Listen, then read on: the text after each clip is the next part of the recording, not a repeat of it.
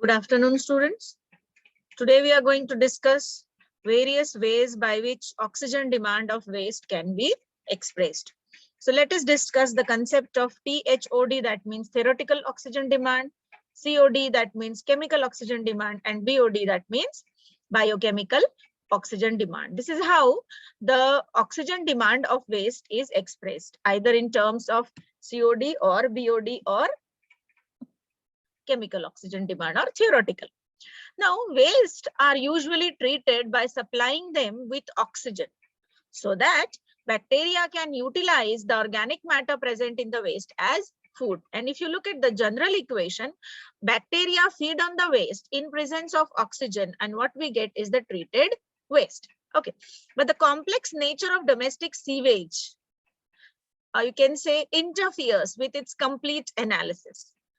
Now, so it is comparatively easy to measure the amount of oxygen used by the bacteria when they are oxidizing the waste. The concentration of organic matter in the waste is expressed in terms of amount of oxygen required for its oxidation. So we study the oxygen demand of a waste. And what are the ways by which the oxygen demand of a waste can be expressed or studied? They are THOD, that means theoretical oxygen demand, COD, that is chemical oxygen demand, and BOD. Let us discuss theoretical oxygen demand. Now, it is a theoretical amount of oxygen.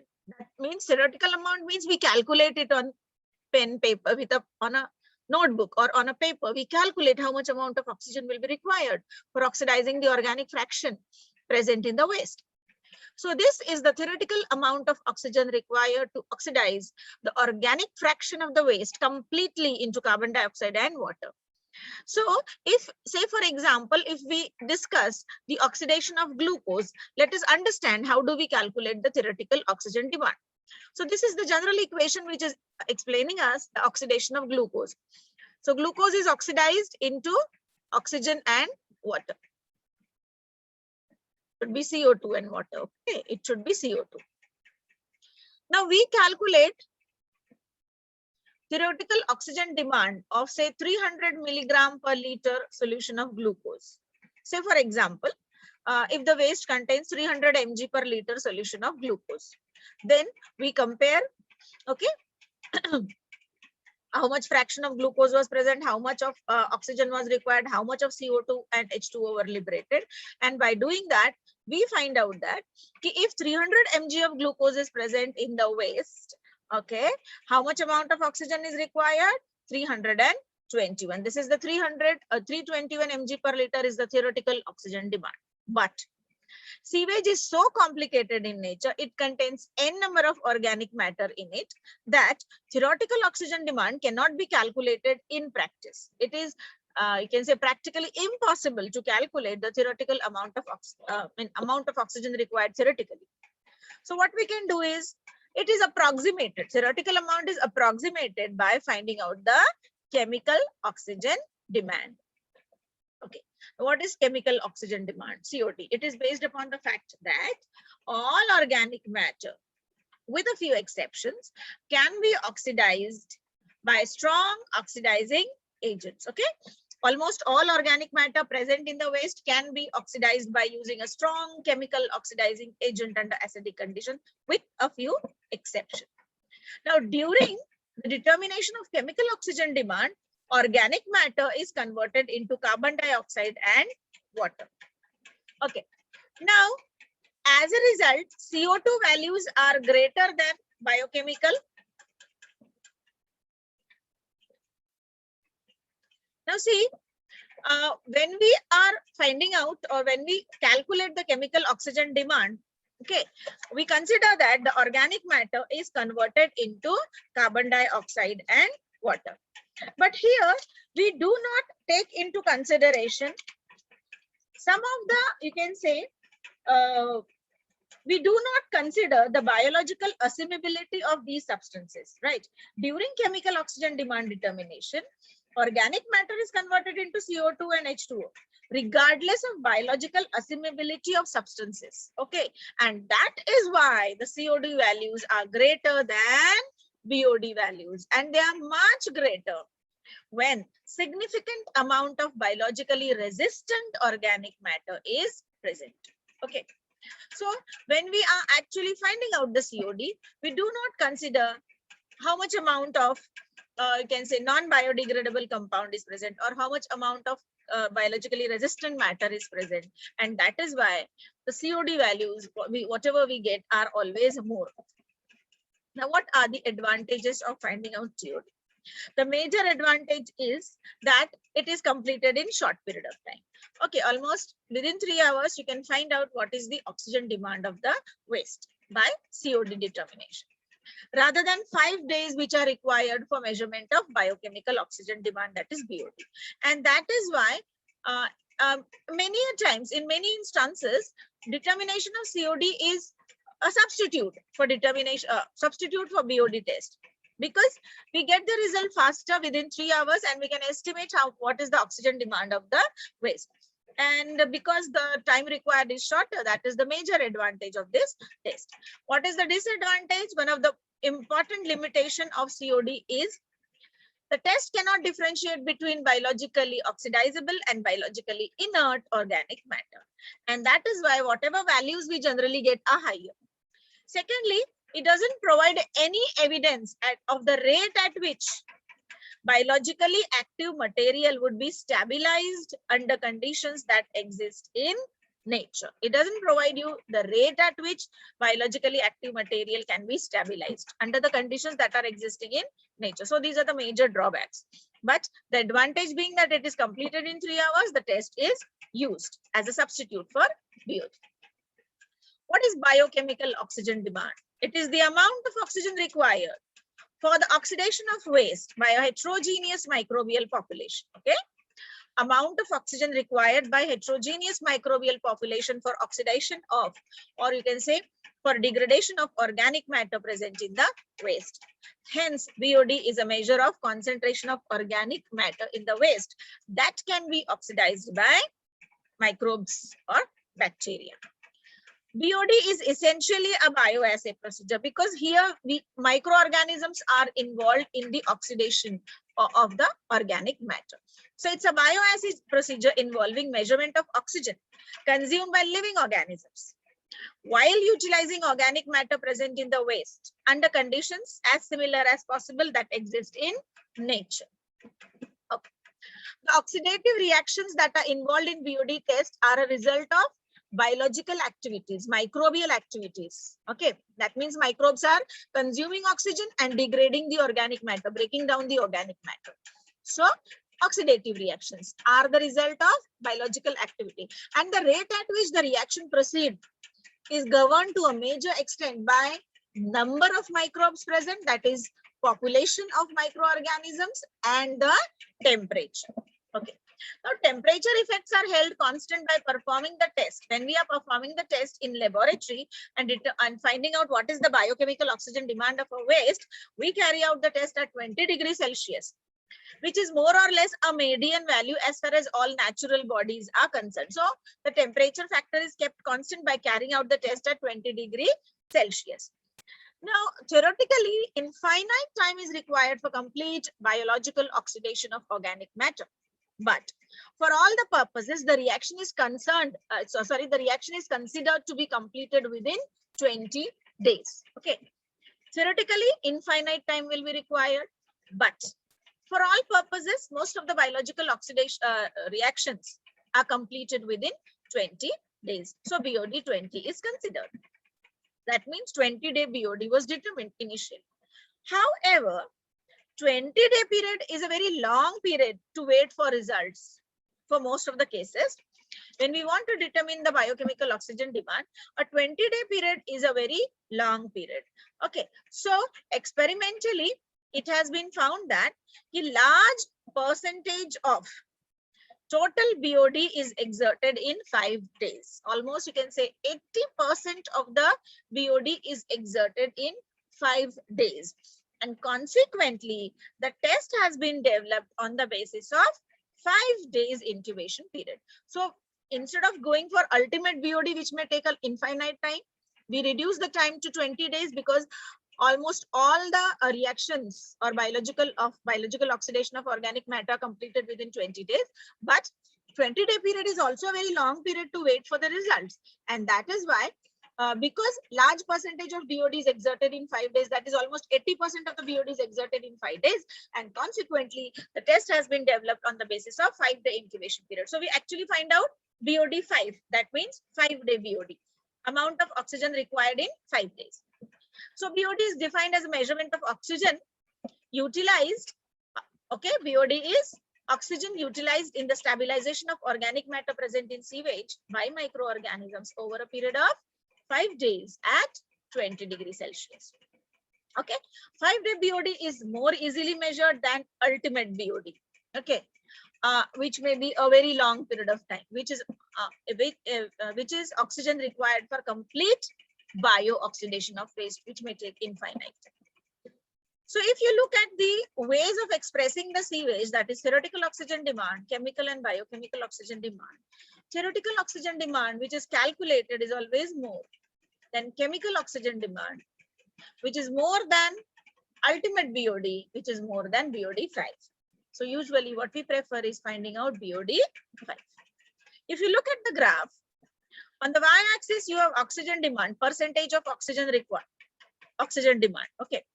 And on the x-axis, we have number of days. So by looking at the graph, we come to know that within 5 days, maximum BOD is exerted. Okay. Within 5 days, maximum BOD is exerted. And hence, depending on this, you can say experimental finding only, the BOD has been the time required, or for calculating the BOD, we have fixed the incubation period to 5 days. So this is the graph which is showing oxygen utilization during 5-day BOD test. And it indicates most of the BOD is exerted within 5 days. So we calculate the BOD on the basis of 5-day incubation period. Now, the bacteria and protozoa present in the sewage, however, continue their endogenous metabolism till 20th day. Though we know that within 5 days, most of the BOD is exerted, but the protozoans that are present and some of the other bacteria present and the protozoans present in the sewage continue their metabolism till the 20th day. So if you look at the graph, which is showing change in bacteria and protozoa during 20-day BOD test. So you can see that number of bacteria goes on increasing. This on y-axis, we have shown number of protozoans and number of bacteria. And on the x-axis, the number of days, like 4-day, 8-day, 12-day, 20-day. So you can see the protozoans go on increasing towards the 5th, 6th, 7th day, 8th day, and then their population decreases. But their metabolism continues till 20th day. Okay. And most of the BOD is exerted. Number of bacteria initially increase and then they rapidly decrease after 5 days, and all the number of bacteria goes on decreasing. And as the time proceeds, the organic matter present in the waste is utilized by microorganism, and hence the quantity of organic matter goes on decreasing because it is utilized by heterogeneous microbial population, rather aerobic microorganisms. Okay. So what happens during the 5-day period? Bacteria have exerted 80% of the oxygen demand, while protozoa accounted for only remaining 20%. If bacteria are alone the stabilizing agent, the entire bacteria alone perform the stabilization of the entire organic matter. Time for complete stabilization would extend to several more days. Okay. So bacteria alone do not perform the stabilization. Otherwise, too much of time will be required. In the first stage, heterotrophic microflora, what happens now? In the first stage, heterotrophic microflora utilize the available non-recalcitrant organic matter present in the wastewater. During growth, they assimilate, they break down the organic matter and excrete reduced inorganic metabolites. Okay, what happens in the first stage? Heterotrophic microflora utilize the biodegradable organic matter present in the waste. They assimilate, they use it as food and excrete out reduced inorganic compounds. That means at the end of first stage, all available organic matter have disappeared, and medium becomes rich in inorganic compounds like ammonium compounds. In the second stage, autotrophic bacteria, which do not require carbon because they can use CO2 as carbon source. So in the second stage, Autotrophic bacteria that oxidize ammonia to nitrate, they can oxidize ammonia into nitrate, they proliferate, utilizing CO2 as carbon source. So in the first stage, rich organic compounds are present, rich in carbon, they are utilized by heterotrophic microflora. At the end of the first stage, there are no organic matter present, ammonium compounds accumulate. In the second stage, autotrophic bacteria utilize ammonium compounds, convert them into nitrate, they proliferate using CO2 as carbon source. In the third stage of oxygen utilization, predation of protozoa and other predaceous microorganisms on large bacterial population developed in the two earlier stages. Okay, so in the third stage, what happens? Whatever oxygen is utilized is consumed by the protozoans. Oxygen required is consumed by the protozoans and predaceous organisms because they feed on the bacterial population that has accumulated in the first and second stage. So protozoans and predaceous organisms feed on the bacteria that have accumulated. Now, if you look at the 5-day BOD test, it measures the first stage of heterotrophic microflora. The later two stages are ignored. When an engineer is speaking of BOD of 50 mg per liter and removal of 99% of BOD in the waste by the same treatment process, he is referring only to the immediately available organic matter. That means in 5-day BOD test, we usually measure only the first stage microflora, oxygen consumed by first stage microflora. Okay. Now, what are the uses of this BOD test? It is useful as a measure of potential oxygen depletion during substrate utilization in a limited period of time without taking into account the effect of released nutrients. It will provide you an excellent yardstick for domestic and industrial effluent. That means you determine what is the oxygen demand of domestic waste, industrial waste. So it provides you a yardstick. Okay. You can compare the BOD of different effluents. You can routinely monitor the effluent from the same plant and find out what is the BOD. Less BOD means less organic matter or less pollution in the waste, less polluted.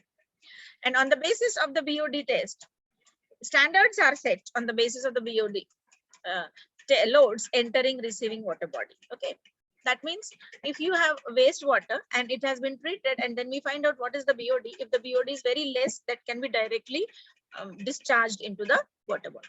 So standards are set on what should be the BOD of the waste, treated waste that enters into the receiving water body. What are the drawbacks?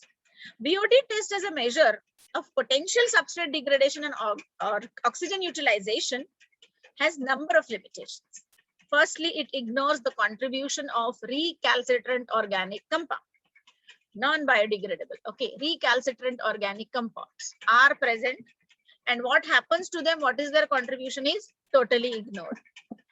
The test assumes only first order kinetics. The reactions taking place are much more complex and they do not follow first order kinetics.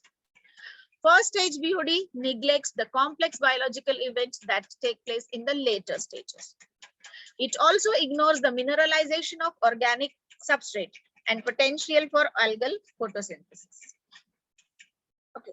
So these are the various drawbacks of, you can say, BOD test. Now, if you look at the graph, what is the effect of bacterial population on 5-day BOD? Then you can see if the population normal and low initial bacterial population. If the number of microorganisms present initially in the waste are normal, comparatively higher, then maximum BOD is exerted in 5 days. You can see this. You can extrapolate this 5-day point. Maximum BOD is exerted. Okay. On y-axis, we have oxygen utilization. So maximum amount of oxygen is utilized and BOD is exerted within 5 days.